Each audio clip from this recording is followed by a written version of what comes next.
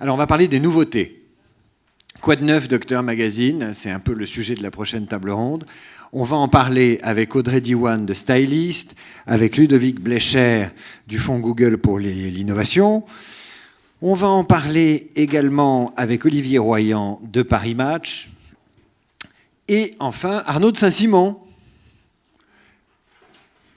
légendaire, directeur de la rédaction de Psychologie Magazine. Sont-ils là? Je vois Ludovic Blecher. On vous a dit d'attendre?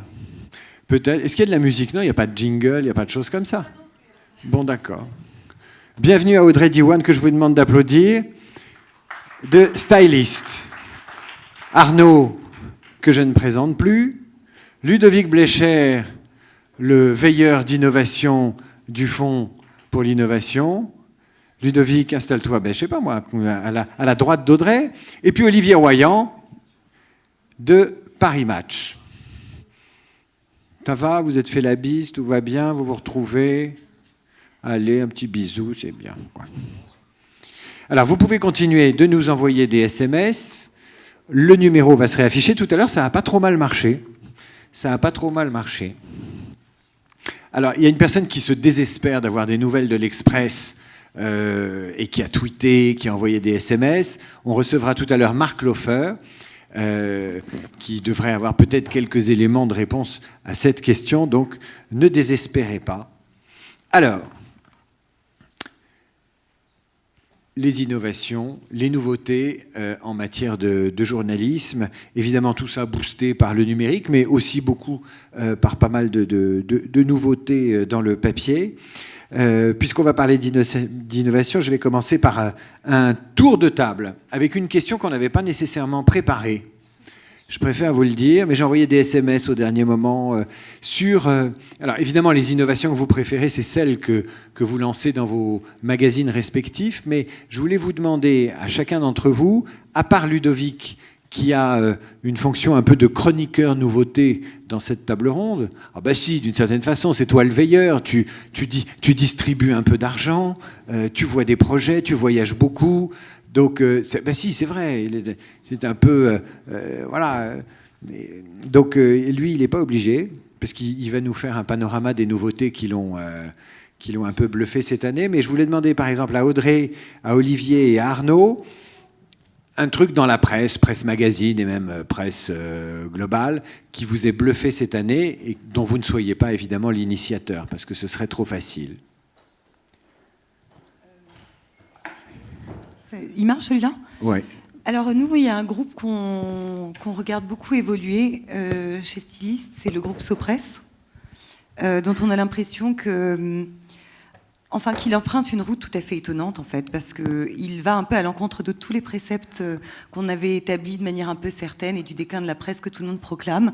Et il ne cesse de créer de nouveaux titres qui ne cessent de rencontrer leur public. Donc, nous, on trouve ça très positif, très optimiste comme vision de l'avenir, et puis surtout ça très intéressant d'un point de vue du contenu éditorial de se dire qu'il y a encore des choses qui peuvent amener les lecteurs et des lecteurs de nouvelles générations vers les kiosques. Donc, bon. Audrey, vous ne croyez pas si bien dire, puisque Franck Hanez, il sera invité dans la table ronde juste après, donc vous pourrez l'écouter, le dévorer des oreilles, et peut-être même l'interpeller sur des questions qui vous intéressent. Donc Audrey Diwan, elle regarde Society, c'est une nouvelle grammaire de magazine qui l'intéresse. Olivier? Moi, je regarde le Washington Post. Je regarde le Washington Post parce qu'il y a quelques années, au moment de la transition de pouvoir de la famille Graham vers de nouveaux actionnaires, à savoir Jeff Bezos, c'était une belle endormie, le Washington Post, avec ses lettres de noblesse dans la presse, le fameux Watergate. Et puis c'était une boîte qui descendait. Jeff Bezos est arrivé, il a fait quelque chose de très important. Il est allé voir les anciens journalistes, ceux qui ont peur d'emménager dans ce nouveau voisinage, et il a établi la passerelle entre notre monde, notre ancien monde, et le monde de la technologie. Ça veut dire quoi? Ça veut dire que cette année, Washington Post a été élue la boîte la plus innovante en matière de médias aux États-Unis, ce qui est proprement hallucinant. Ils avaient dans leur équipe 4 ingénieurs il y a 4 ans. Ils ont aujourd'hui 47 ingénieurs qui ont emménagé avec la rédaction, qui ont managé au cœur de la rédaction. Ça, c'est une véritable révolution. Pourquoi? Parce que C'était assez bien expliqué dans une conférence qu'a fait Martin Barron, le patron du Washington Post. Il a dit il a existé un temps où nous engagions des gens pour les former. Et là, ce qu'a fait le Washington Post, c'est qu'ils ont engagé des gens qui ont formé l'équipe du Washington Post. Et on ne peut pas aujourd'hui vivre cette transformation numérique qui existe, qui est là, sans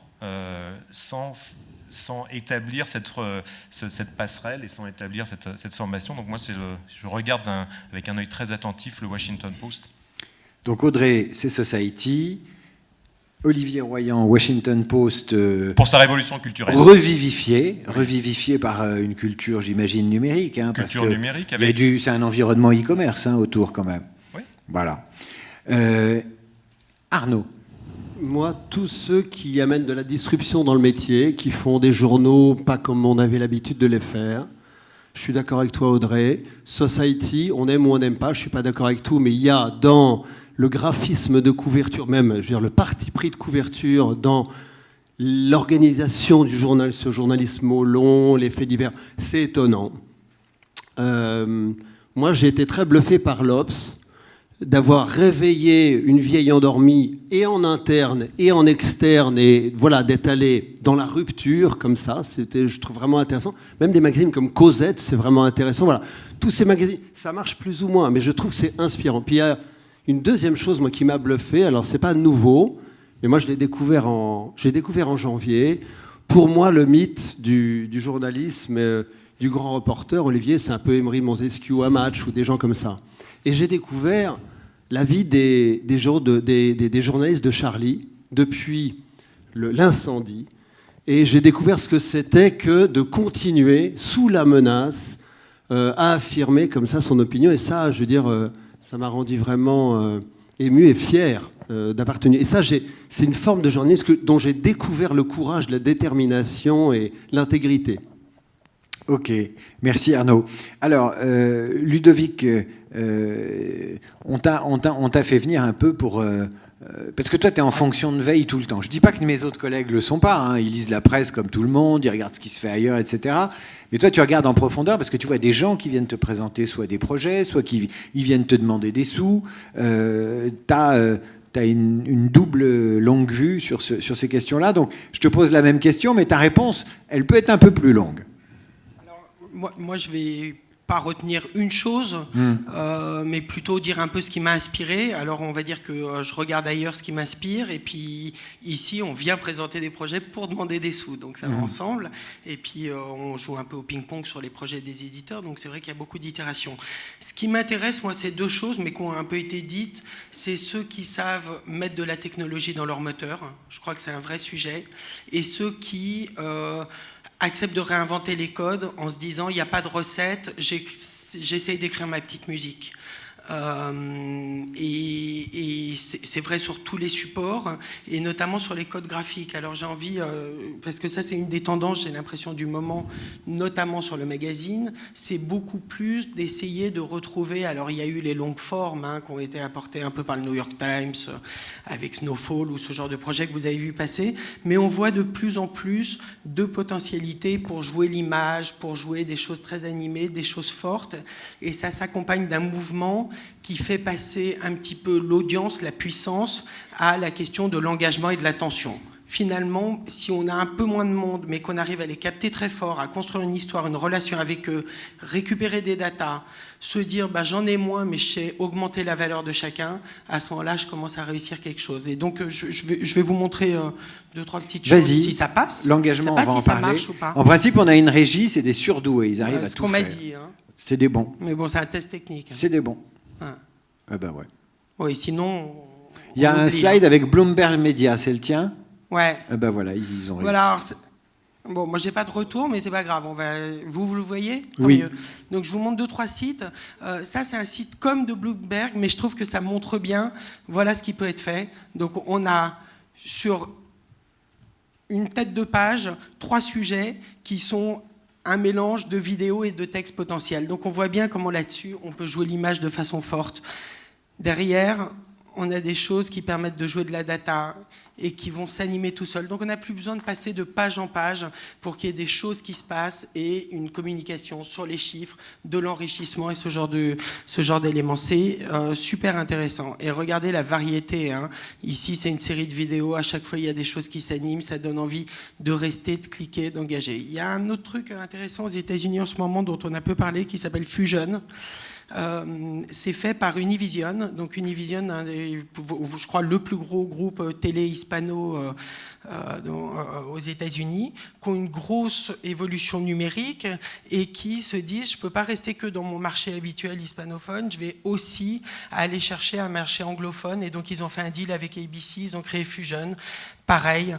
On n'essaye plus de mettre 4 titres sur le premier écran. Vous voyez qu'on est obligé de réinventer là-dessus les formats pub parce que les espèces d'arches, ça colle plus. Donc on va inventer d'autres écritures. Et très fort, on met en avant le journaliste parce qu'on va chercher des gens qui ont des choses à dire. Et donc tous les journalistes ou contributeurs sont mis très en avant. Si on va dans un article, on voit ici... on ne le voit pas parce que ça ne passe pas sur l'écran, je ne sais pas pourquoi, mais en tout cas, pareil, on peut voir une petite bio de chacun des journalistes de façon très claire. Ça, j'aime bien sur la façon dont ils ont travaillé le responsive. Je ne dis pas que c'est mon graphisme favori, mais ça montre que maintenant, on peut travailler le multi-écran de façon extrêmement originale et extrêmement complexe. Regardez, voilà, ça c'est ce que ça donne sur un mobile. Et là, on l'agrandit et on a une série d'articles. Hyper fouillé, je trouve que c'est bien foutu. Une vraie évolution, et tu me coupes quand je suis trop long, c'est le personal branding. Vas-y, continue. Alors que ce soit du personal branding où on voit des gens qui deviennent leurs propres médias et qui créent leur business autour d'eux, ou bien la capacité des entreprises de presse de se dire finalement une somme d'experts, c'est une somme de marques qu'on a qui sont réunies sous mon ombrelle et donc je sais les mettre en avant. Donc on avait un peu parlé de Nate Silver qui avait créé 538 sur le New York Times. C'est quelqu'un qui venait de la statistique, journaliste, et qui a fait des modèles prédictifs d'abord sur le baseball, qu'il a appliqué ensuite à la politique. Ça fait 2 fois qu'il prédit quasiment ce qui va se passer sur l'élection d'Obama. Et le jour de l'élection, second mandat d'Obama, son blog fait 20% de l'audience totale du New York Times, ce qui est hallucinant.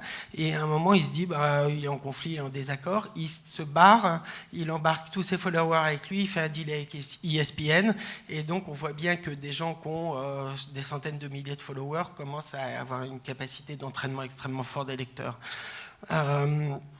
Là, c'est un truc qui va arriver et qui sont aussi sur les nouveaux codes graphiques. Et il est temps de prendre la vidéo verticale au sérieux. Pourquoi on dit ça? Parce que vous voyez que tout le monde fait de la vidéo et si vous les prenez sur votre iPhone, la plupart du temps, on est obligé de se mettre comme ça. Puis il y a une barre noire parce qu'on a besoin d'espace pour les formats pub. Et maintenant, on travaille sur des formats complets. Un autre élément que je trouve pas mal, c'est comment les marques essayent... c'est ça que je voulais vous montrer. Comment les marques essayent d'être présentes sur les supports où sont les jeunes pour aller les toucher. Donc là, on est dans Snapchat. Il y a maintenant un truc qui s'appelle Discover, où vous pouvez voir que Vice, CNN, ESPN et d'autres font quelque chose qui sont vraiment des formats hyper percutants, qui vont mêler de la vidéo, du texte, pour aller chercher un nouveau public et les engager, et que les marques médias rentrent sur les supports utilisés par les jeunes. Évidemment, le gros sujet de la data, avec cette phrase qui dit que vous avez vu passer les uns les autres, c'est comme le sexe ado, tout le monde en parle, tout le monde croit qu'il sait, que l'autre sait, et donc tout le monde prétend en faire, et en vérité personne n'en fait. C'est pas tout à fait vrai non plus. C'est vrai qu'il y a des ados qui ont des rapports sexuels. Et il y a des ados qui en ont. Bref, en tout cas, il y a un vrai sujet sur la data, même si on voit bien que c'est hyper compliqué à appréhender. Ce qui est intéressant, c'est de voir, notamment en France, et ça c'est sur des sujets qu'on a vu nous passer, comment soit c'est utilisé sur des logiques vraiment de groupe pour consolider l'approche publicitaire, pour essayer de garder des CPM élevés, etc. Ou bien pour essayer d'augmenter l'ARPU, le revenu moyen par utilisateur, par abonné, pour avoir des offres d'abonnement plus intéressantes. Ludovic, je sais que tu n'as pas fini, mais tiens, on va se garer sur l'autoroute. Ouais. Et sur l'autoroute, on va trouver Olivier Royan, qui m'a dit en préparant la table ronde, mais oui, à Paris Match, le big data nous intéresse. Absolument, d'abord parce que c'est visuel, et puis c'est un territoire assez paradoxal, puisque les journalistes qui vont nous apprendre le data dans les années à venir sont en pleine formation, ils sont à peine formés par les écoles de journalistes, donc il a fallu là encore un peu improviser. Ce qui est intéressant, c'est qu'on a été depuis quelques années dans un mélange entre infographie et data. Il ne faut pas confondre infographie et journalisme data. Un exemple, c'est quand on arrive, ce qui est assez intéressant, c'est quand on arrive vraiment à pénétrer dans le domaine du data. J'ai eu juste un exemple à vous citer, une expérience qu'on a menée il y a environ un mois. Le Front National tient-il un double discours ? Alors il y a toutes sortes de façons d'expliquer ça. Vous pouvez écouter les déclarations des dirigeants du Front National, en tirer une conclusion empirique, et puis vous pouvez rentrer dans cette question à travers le data. Ce qu'on a fait, c'est que nous avons fait analyser 45 000 tweets issus de 630 comptes Twitter des principaux dirigeants du Front National, des cadres du Front National, et pendant 3 semaines, et on a fait apparaître toute une sémantique, on a fait apparaître vraiment des conclusions à travers l'emploi de certains mots, l'emploi de certaines thématiques, tout ça a été calculé, on en a fait une page dans le journal, et c'est du vrai data, c'est-à-dire c'est du journalisme qui fait parler les chiffres, c'est pas simplement de la mise en forme de chiffres à travers de l'infographie. Donc on rentre dans le data maintenant vraiment avec de pied ferme. Très important que les magazines que ça intéresse fassent naître des équipes. C'est difficile parce qu'il y a des pionniers à l'intérieur des rédactions. Il faut travailler en externe avec des cabinets. Mais c'est quelque chose d'important, surtout, comme le disait Ludovic, que l'on peut maintenant, dans le data, avoir une dimension animée.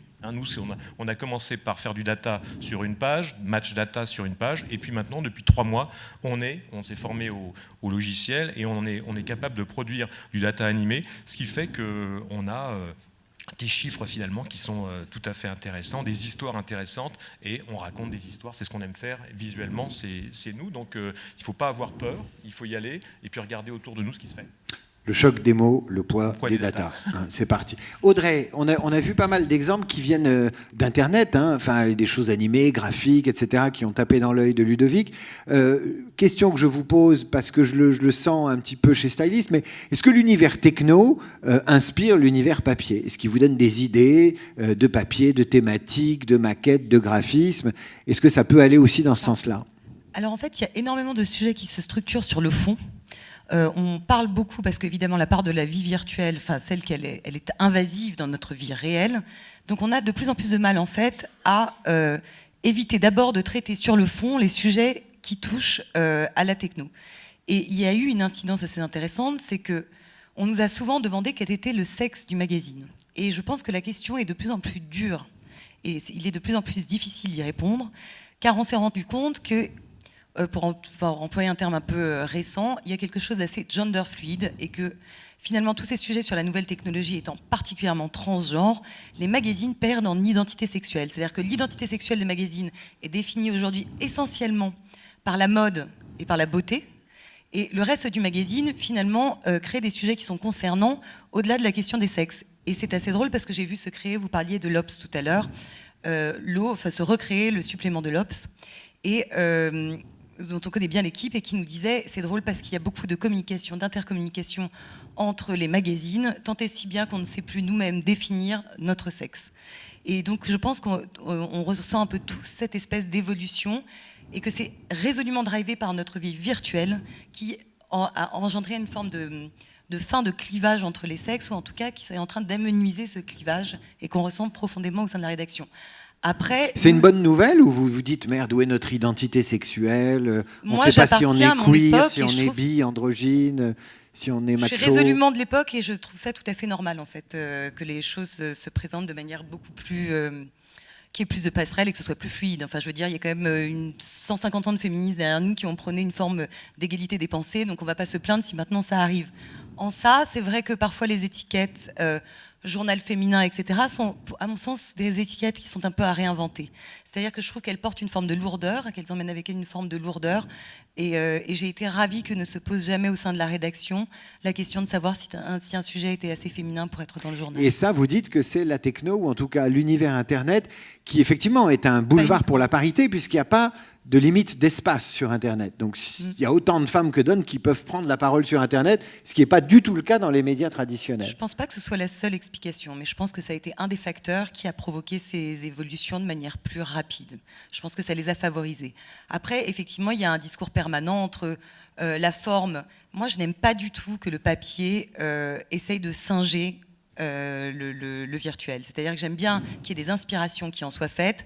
Je pense qu'il y a eu au début des années 2000 une espèce de pulsion où on mettait des iPhones en photo, etc. Et qu'aujourd'hui, la presse est en train de se réemparer d'elle-même et de se dire que, comme si on avait un peu couru après cette espèce d'élan technologique qui inquiétait le papier, qu'aujourd'hui, il y a une digestion. Vous parliez du big data et je pense que c'est tout à fait vrai. Il y a une digestion de cette culture qui nous est dictée par la technologie, mais que le papier en fait autre chose et n'essaie pas de ressembler à ça, sans quoi, d'un simple point de vue chronologique, on est mort. Arnaud, tu voulais... Olivier. Juste ajouter un point sur ce que disait Audrey. Là encore, quand on regarde nos amis, nos cousins, nos concurrents américains ou anglais, la question que posait Audrey sur la temporalité est très importante. Aujourd'hui, je ne sais plus quel rédacteur en chef américain disait il faut arrêter de chasser le news pour les magazines hebdomadaires. Il faut par exemple arrêter de chasser le news. Pensez qu'avec votre double page ou vos 2 doubles pages, vous allez pouvoir concurrencer ces tonnes de sujets qui sortent d'un événement particulier. C'est vrai, et je pense que par rapport à ce que vous disiez, il faut s'installer, par exemple, en tant qu'hebdomadaire, il faut accepter de voir sa vie comme si on était un mensuel. C'est dur à faire, mais c'est très important dans les formats, dans la façon dont on présente les choses. Il faut accepter, plus ça va vite, plus ça s'accélère, plus accepter, nous, de se poser. Et ça, c'est assez intéressant parce qu'en même temps, par rapport à ce que disait Ludovic, il faut écrire de plus en plus vite, c'est-à-dire de plus en plus court. Le New York Times a montré cette année cette logique d'accroche sur une phrase très courte. Et là, c'est vrai qu'en même temps qu'il faut écrire de plus en plus court, de plus en plus concis sur nos mobiles, sur nos tablettes, sur nos sites, il faut accepter de se poser plus sur le print. C'est vraiment ce que je ressens. Et on voit aussi... Ça marche. On voit aussi qu'il y a une vraie tendance, en tout cas en France, pour les news, à essayer d'arriver sur un rythme quotidien avec un format qui est entre news et le quotidien. C'est-à-dire quand on prend le projet Challenge Soir ou l'Obs du soir, c'est bien une façon d'essayer de monétiser et d'arriver à du payant avec une livraison quotidienne sur des formats tradis. Ludovic, on va reprendre la visite que tu nous faisais, mais avant, Arnaud, il y a un mot qui était intéressant dans ce qu'a dit Ludovic. Il parlait d'engagement. Ça, c'est nouveau. Dans les nouveautés qui arrivent et dont il nous parle, c'est l'engagement des lecteurs. Qu'est-ce que ça veut dire, l'engagement, pour toi ? Moi, je voudrais juste revenir sur la question précédente, Ouais. parce que je trouve que autant Internet bouscule les modèles économiques, on l'a vu dans la table ronde précédente, je trouve que ça nous bouscule vraiment positivement dans la manière de faire les journaux. D'abord de scénariser, d'éditer l'information, parce qu'il faut à la fois, je crois, rester dans le long, le bel objet, la différenciation, mais prendre en compte la lecture Internet et comment capter l'attention. Donc ça, c'est vraiment intéressant. Et pour psychologie, ce qui est formidable, c'est qu'Internet révolutionne notre vie comme l'imprimerie, mais juste en 20 ans, alors que l'imprimerie, ça a mis un siècle. Et pour nous, c'est une veine de sujets absolument formidable et passionnant. L'amour sur Internet, la dépression par Internet. Oui, on en parlait tout à l'heure. Comment est-ce que les DRH sont aujourd'hui en train de recruter, non plus sur CV, mais en affinité comme mythique? Pourquoi est-ce qu'on fait confiance davantage à des gens, à des anonymes sur un forum que dans nos familles, etc., etc. Donc je trouve ça absolument passionnant. Et Psychologie accompagne même Orange et a créé un observatoire de la vie numérique. Donc ça, c'est une autre forme de journalisme qui est de documenter des faits de société au profit d'entreprises, mais avec la liberté du journalisme. On a créé ça pour Orange et voilà, on fait 3 tables rondes par an sur ces sujets. Et là-dessus, l'expertise journalistique de Psychologie sur ce sujet, Orange, la RSE, en a besoin pour documenter le sujet, le scénariser, le mettre en mots. Donc ça aussi, c'est une déclinaison journalistique qui n'est pas très simple à faire comprendre culturellement, mais je trouve ça intéressant. Sur l'engagement. Oui, alors sur l'engagement, ça c'était un des... Je vois d'ailleurs que tu es dessus, Ludovic, je ne sais pas si tu as peut-être envie de parler, je vois que tu étais sur les solutions. Moi, ce qui m'intéresse, c'est que peut-être que c'est plus valable pour Psychologie que certains autres magazines, mais pas que. ce que je trouve intéressant, c'est qu'aujourd'hui, il faut renforcer la force, l'identité, la philosophie, la personnalité des marques. Et ça, c'est en faisant de bons journaux, bien sûr, mais c'est aussi, je crois, en s'engageant, nous, ou en invitant nos lecteurs à s'engager. Nous, on a lancé, enfin, j'ai lancé, parce que j'étais quand même un peu tout seul, avec Véronique dans la salle, là, et Nadine, j'ai lancé la journée de la gentillesse en France en 2009. Je ne dis pas ce qu'on s'est foutu de ma gueule au sein de la rédaction, etc. Moi, je l'ai fait sur mon blog. Pas toi. Si, sur mon blog, j'avais fait un article assassin sur la journée de la gentillesse. Et tu t'es repenti l'année d'après. Dès que je t'ai rencontré, je me suis dit, cet homme est bon par nature, et j'ai changé d'idée. Ben voilà, on a lancé une journée nationale qui est devenue maintenant, il y a des centaines de reprises radio et télé. On a monté des programmes à l'école sur le harcèlement et le vivre ensemble. On a mis au point un appel à plus de bienveillance au travail, signé par 400 entreprises. On a lancé les voisins, une opération avec des mairies qui s'appelle Voisins solidaires, dans 800 mairies avec la fête des voisins. Bref, on s'est engagé, on a invité nos lecteurs à s'engager. Là, dans le numéro d'avril, on s'engage avec la Fondation Nicolas Hulot dans les 50 initiatives pour la planète. Donc, on invite nos lecteurs à crowdliker ces actions et à s'engager. D'ailleurs, depuis le début de l'année, on fait un éditorial dans le journal tout au long de l'année jusqu'à la COP21 en disant aux gens, engagez-vous, même si ça ennuie tout le monde, parce que je vois bien, j'ai lancé le sujet avec un édito en début d'année, j'ai eu quasiment qu'une réponse, alors que quand j'invite les gens à répondre, j'ai des mails, mais voilà. Mais tu t'entêtes. Voilà. Et on a lancé avec Alexandre Jardin, et je vous invite tous à le rejoindre, Bleu, Blanc, Zèbre. Donc là aussi, on soutient les actions des faiseux, comme il dit, puisqu'il sort son livre aujourd'hui, Bleu, Blanc, Zèbre, et on mobilise la communauté de psychologie.com pour apporter les projets à Alexandre Jardin et aussi contribuer. Voilà. Donc je pense qu'une marque engagée, c'est une marque qui a de la personnalité, qui renforce son contrat lecture, qui aussi justifie son prix d'achat qui est de 4 €. Et Audrey est d'accord, parce que vous faites... chaque une de styliste, je ne sais pas si c'est la gratuité du format, etc., mais il y a un parti pris à chaque fois. Alors, c'est pas tout à fait de l'engagement, enfin, pas en tout cas au sens où vous le défendez, et d'ailleurs, je pense que c'est terriblement utile, et j'étais en train de me dire en vous écoutant qu'on devrait tous le faire plus.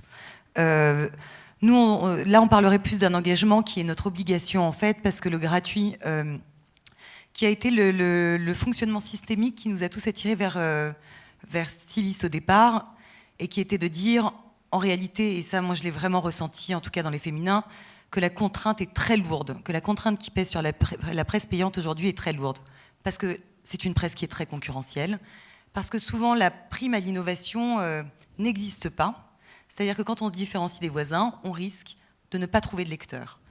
Or, nous, on a voulu saisir cette chance, qui est une chance absolument inverse, qui est de dire, dans la mesure où on ne demande pas aux lecteurs de nous aimer, que nous allons être mis entre ses mains, nous pouvons créer une rupture de forme et de fond. Alors, pour nous, c'était très important, et là, je vais vraiment parler d'engagement, parce qu'il est très difficile pour un féminin traditionnel de représenter régulièrement le visage de la France tel qu'il est aujourd'hui.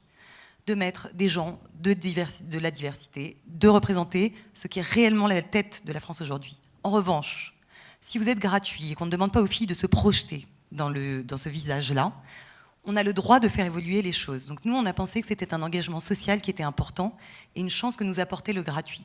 En revanche, on a découvert qu'il y avait des contraintes, parce que sinon c'était trop beau. Et la contrainte, c'est que, effectivement, nous n'avons pas à être choisis. En revanche, nous devons être lus.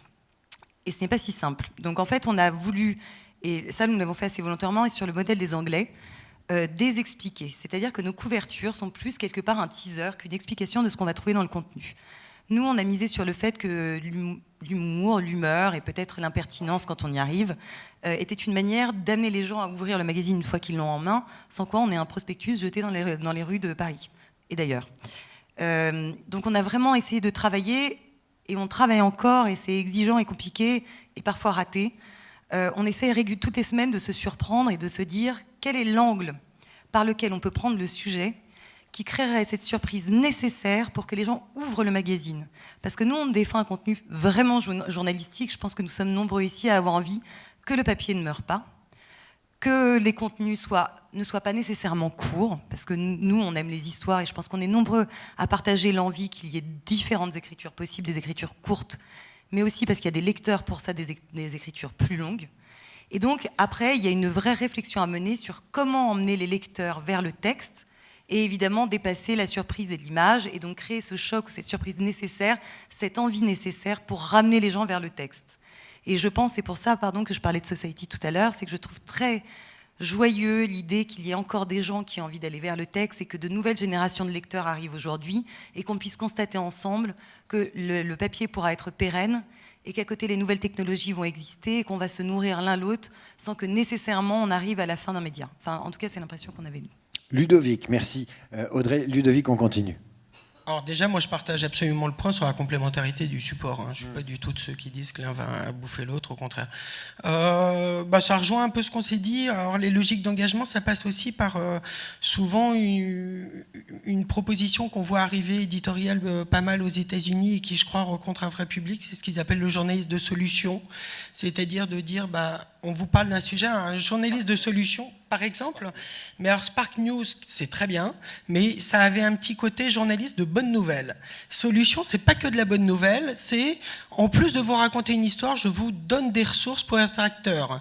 Je vous parle du climate change, je vous explique comment vous pouvez signer une pétition là, donner des sous à une association qui fait bouger les choses, aller à une manifestation. Je vous donne un papier sur la loi renseignement en ce moment. Je vous dis qui agit là-dessus, qu'est-ce qui se passe, est-ce qu'il y a des rassemblements, est-ce qu'il n'y en a pas, est-ce qu'il y a... Donc bref, des ressources qui permettent aux lecteurs d'être aussi acteurs. Et ça nous mène tout droit vers autre chose, c'est le journaliste qui s'efface pour continuer à être très journaliste, mais être un journaliste prescripteur, c'est-à-dire qu'il efface son propre contenu contre la capacité à orienter les gens vers des bonnes lectures. Et quand on voit qu'aujourd'hui le New York Times, avec le New York Times Now, a une entrée entière où c'est plus le contenu du New York Times, mais c'est les choix du New York Times à lire ailleurs, c'est quand même vachement fort. C'est-à-dire qu'on se dit, on est dans la prescription, mais plus la prescription ou son regard sur comment on s'approprie l'info, mais voilà, là, allez voir ça, c'est un concurrent qui l'a fait, mais nous, dans cette masse-là, on sait vous débroussailler des choses. Donc là, je citais Node, qui est une appli qui a été faite par Marie-Catherine Beuth, qui chaque jour se sélectionne 3 sujets, et donc c'est uniquement les 3 sujets à retenir, et puis on les met de côté ou pas sur un modèle de carte très simple à lire. Puis le dernier sujet que je voulais vous montrer, je reviens en France, c'est intéressant, je trouve, c'est Books, vous devez connaître Books, qui est un mensuel qui éclaire à travers les livres, des comptes rendus, des bonnes feuilles, etc., l'actualité, et maintenant ils essayent de le décliner au quotidien.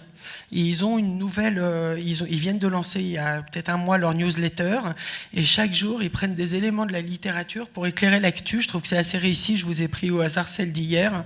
Je vous laisse, voilà, je vous descends un peu la page, mais c'est assez rigolo leur capacité à aller retrouver sur l'actu systématiquement des références sur le crash Germanwings. Ils avaient retrouvé quelqu'un qui racontait exactement cette histoire il y a 20 ans, etc. Donc je trouve que là, il y a, je ne sais pas si ça marchera, mais il y a une vraie tentative d'approcher les choses autrement.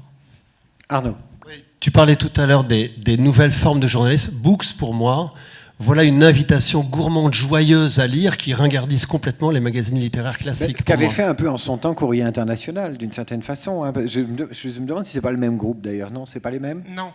C'est pas les mêmes. Mais moi, ça me parle parce que Courrier International, c'est la presse revisitée par le regard de l'étranger, et là, c'est l'actu revisitée par les parutions de livres. Absolument. Question pour Audrey. J'ai une question pour Audrey. Elle est arrivée par SMS comme ça. Pouf. Est-ce que pour emmener les lecteurs vers le contenu, il ne faut pas aussi changer la façon, vraiment pas sexy, dont Stylist est mis en main ? Alors écoutez, on a étudié le problème. Moi, je prends toutes les solutions. Vous pouvez dire aux gens qui envoient des SMS que s'ils ont d'autres idées. Il se trouve que ce n'est pas la seule manière dont Stylist est mis en main. C'est-à-dire qu'on n'est pas seulement à la sortie des métros. D'abord, à l'instar du magazine anglais. Alors, c'est moins ma partie, hein, je vous le dis tout de suite, la distribution. Mais il est mis en main aussi à l'entrée de grandes entreprises parce que l'une des propositions économiques, pour le coup, de Stylist, un des points clés de son modèle économique, c'est de se situer sur le chemin de la fille qui travaille. Donc de manière assez interactive, pour le coup, on peut, et régulièrement les points de distribution sont déplacés en fonction de quelles personnes, des personnes qu'on essaie de toucher et de celles qui fréquentent les lieux où on est distribué.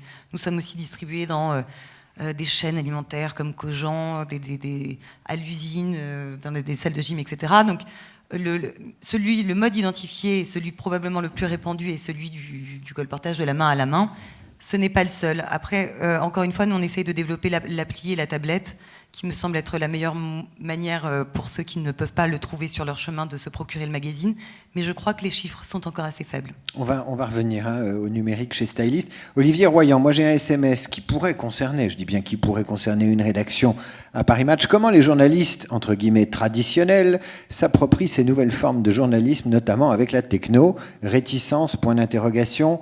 Sans langue de bois, s'il vous plaît, merci. Alors, langue de bois, on n'a pas l'habitude. Hein. Bah non, mais bon, je lis Donc, le texto. C'est difficile. D'abord, on est difficile parce que le journaliste est angoissé. Il est angoissé, il a peur de l'avenir. Et il a peur de l'avenir parce que ce qui est difficile à comprendre, c'est qu'on emménage dans un nouveau village.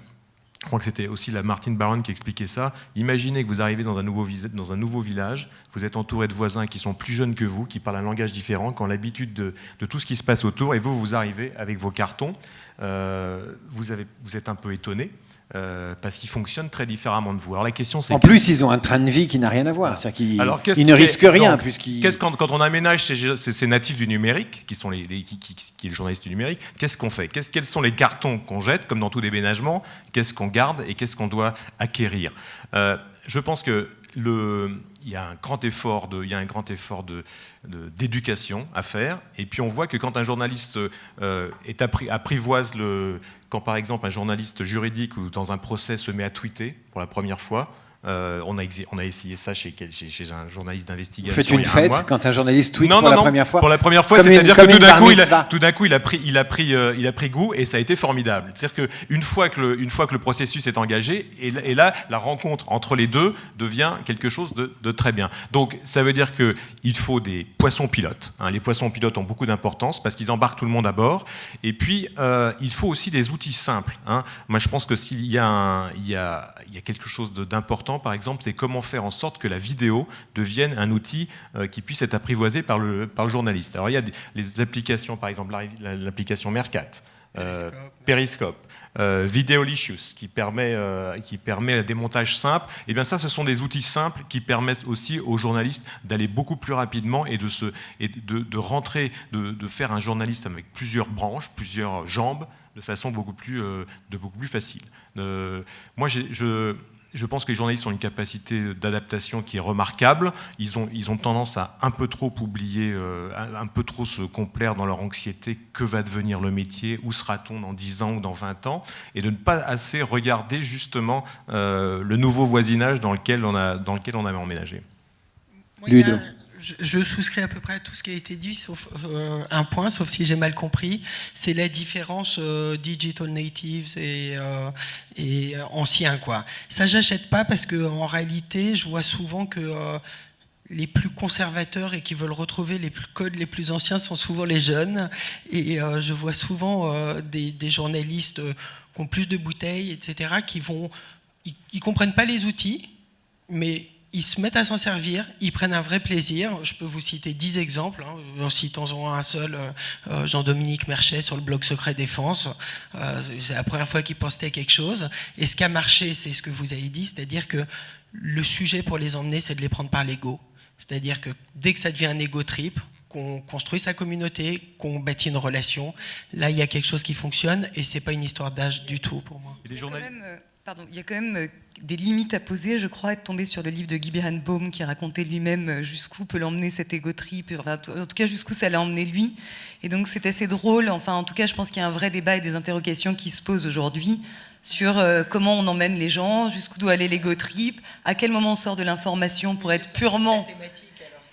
Oui, mais en fait, c'est presque à vous que j'aurais envie de poser la question, c'est-à-dire que tout à coup, quand on a un journaliste d'investigation qui va parler en son nom mais qui engage finalement la parole du journal, je ne sais pas comment est circonscrit l'espace qui leur est accordé, et si vous donnez des codes assez précis aux journalistes qui vont se mettre à tweeter puisqu'ils engagent le journal quelque part. Oui, on a introduit un code de déontologie en ce qui concerne les réseaux sociaux que personne n'oublie qu'il parle aussi au nom du journal quand il est en train de rendre compte d'un...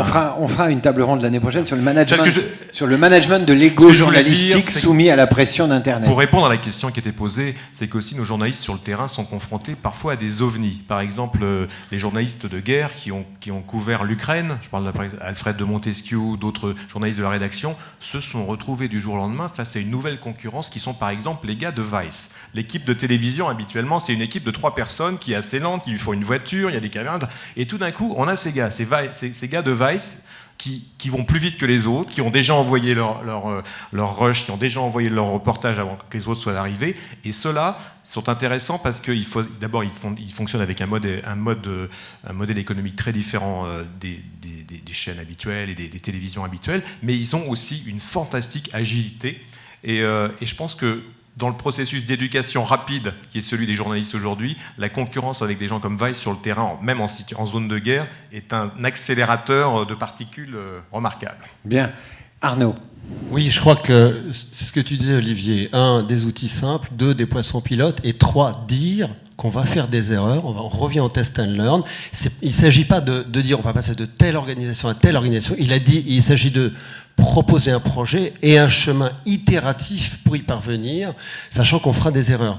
Tout ça pose la question de la conduite du changement, qui est une question qu'on n'a pas posée tout à l'heure dans la table ronde précédente. On a beaucoup parlé de nouveaux modèles économiques, mais on n'a pas parlé de comment transformer les organisations et les cultures d'entreprise pour emmener les populations journalistiques et qu'on arrête de se regarder en chien de faïence. D'un côté, des gens de business qui trouvent que les journalistes ne bougent pas, de l'autre côté, des journalistes qui trouvent qu'on leur demande toujours plus. Voilà. Comment est-ce que intelligemment on embarque les gens dans cette évolution bimédia? On va le faire au SEPM, puisqu'on avait prévu de faire un séminaire sur le changement dans les organisations de presse. Il a été reporté, mais ce n'est qu'un au revoir, mes frères. Et la vraie question de la formation, et notamment de comment les écoles de journalistes devraient se réinterroger aujourd'hui.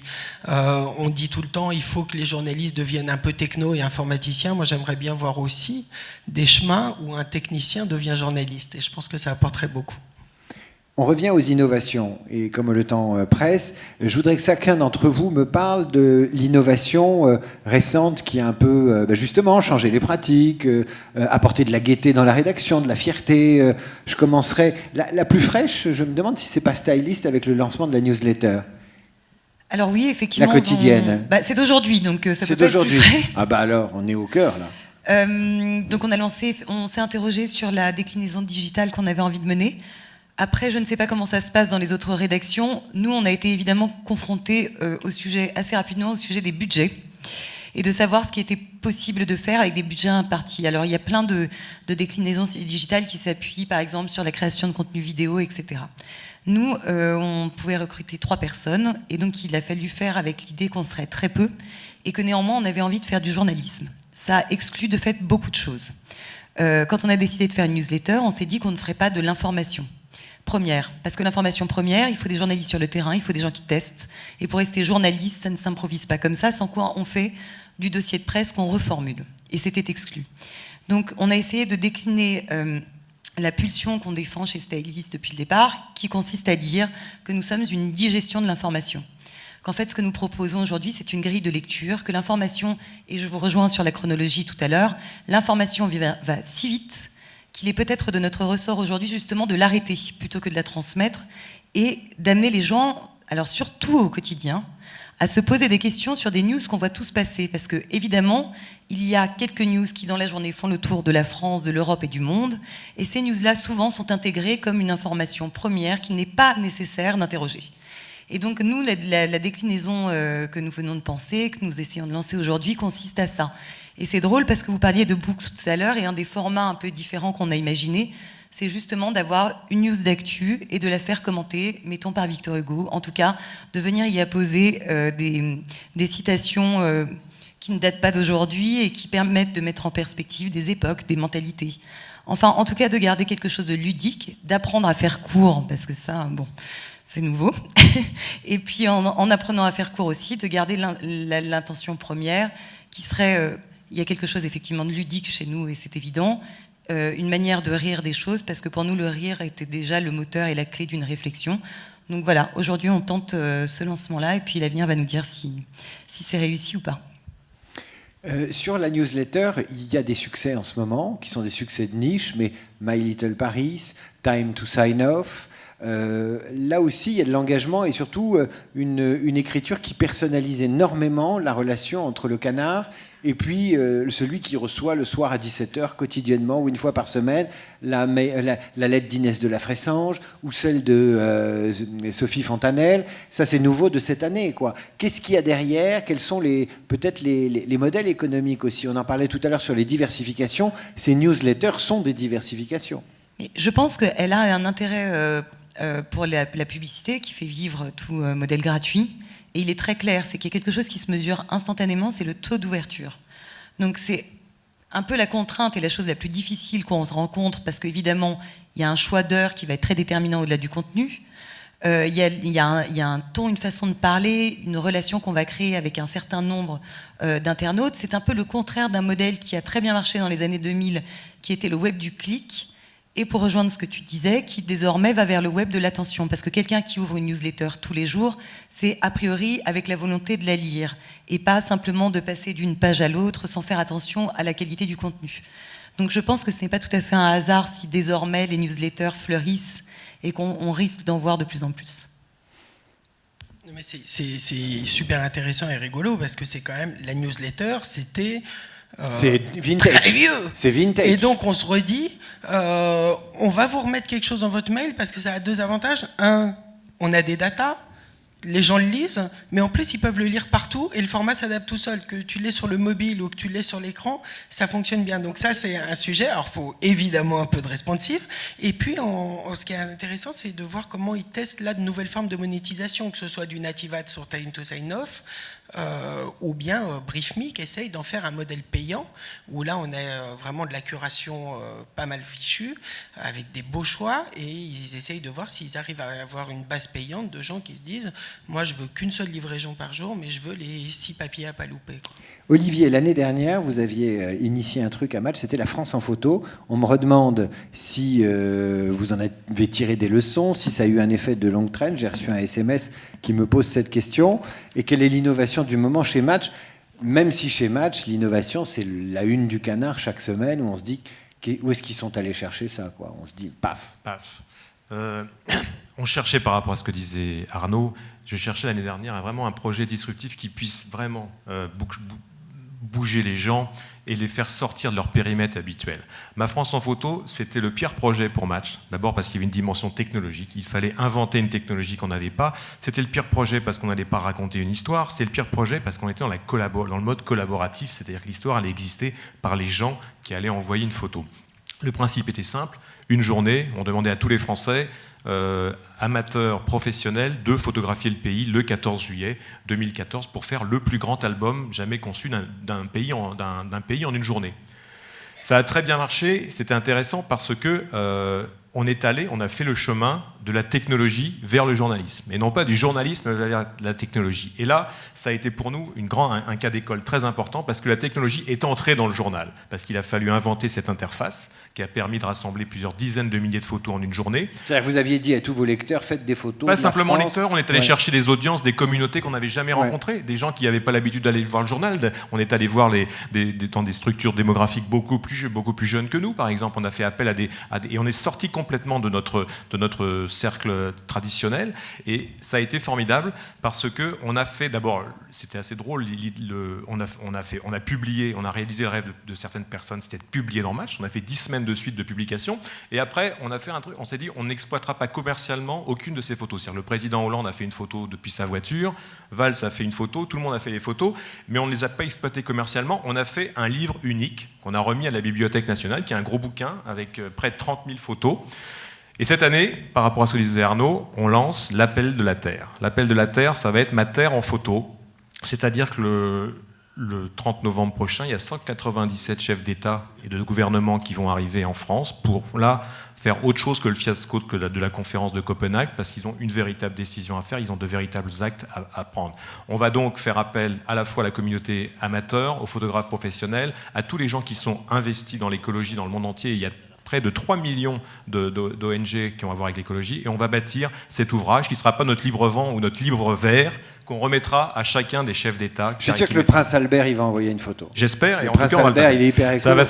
Ça va s'appeler Ma Terre en photo. Voilà, c'est la version 2015 de Ma France en photo. On est encore plus grand. Arnaud, une innovation en psycho et après on se sépare. On a fait plein de choses. On est comme tout le monde ici à essayer des diversifications de marques. On a vraiment organisé une rédaction productrice d'expertise à destination de plein de médias, d'événements, B2C ou B2B. Il y en a une qui est intéressante, c'est qu'on a lancé une gamme d'applis payantes de coaching en se disant finalement, entre les gens qui achètent psychologie pour avoir plutôt de l'intelligence des témoignages et des récits de vie sur le changement et les gens qui font une thérapie, entre les deux, il y a peut-être une gamme servicielle très aidante à faire pour les gens, pour les accompagner dans leurs problématiques ou leurs questionnements personnels. On a lancé une gamme, on est vraiment dans les essais, sur le stress, une sur le sommeil, une sur la méditation, avec des méditations guidées par Christophe André. Voilà. Là, l'idée, c'est de proposer du contenu serviciel et aidant qui va plus loin que le journal, qui est nomade et en demande, contrairement à la thérapie, mais qui est moins engageant et moins cher que la thérapie. Et le résultat, en toute transparence, parce que c'est ça qui est intéressant, c'est à la fois un succès, on est dans le top 25 de l'App Store, et en même temps, c'est pas encore de gros volumes. C'est-à-dire que on est peut-être un peu en avance sur l'usage, peut-être que l'usage n'aura jamais lieu, mais ce qu'on se rend compte, c'est qu'on a fait ça trop en journaliste, et qu'il faut qu'on apprenne à faire ça. Voilà le produit. Il faut qu'on apprenne à faire des choses qui soient plus user-friendly et peut-être un petit peu moins sérieuses. Il y a Audrey qui veut dire un truc.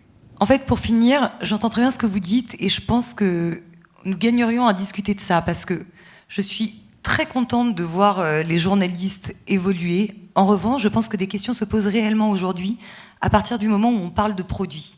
Et il y aura une vraie réflexion à mener qui consistera à savoir à quel moment on cesse d'être journaliste pour commencer à être dans une pure commercialisation qui n'a plus rien à voir avec de l'information. Et je pense que beaucoup de rédactions se posent ces questions-là et qu'à un moment, il va falloir définir des contours et un cadre, sans quoi c'est le journalisme lui-même qui va changer de visage, mais peut-être pas un visage qu'on aimera tous. Voilà. Des journalistes qui feraient du marketing ou du commercial. Hein.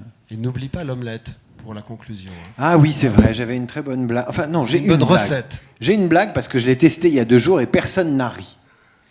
Sur l'engagement, c'est la métaphore, la parabole de l'omelette au bacon sur l'engagement des journalistes, des rédactions, des ressources humaines, des geeks. Et elle dit cela, cette parabole, elle dit, dans l'omelette au bacon, la poule est impliquée et le porc est engagé. Elle ne marche toujours pas. C'est vrai, tu l'as fait mieux que moi, mais je ne peux pas la refaire parce que là, ça va rire encore moins. Je vous demande d'applaudir nos invités. Arnaud de Saint-Simon, Psychologie Magazine, Ludovic Blécher, que je remercie particulièrement parce qu'il nous a un peu défriché nos sujets, il nous a donné plein d'exemples. Audrey Diwan de Stylist et Olivier Royan de Match. Merci à tous les 4.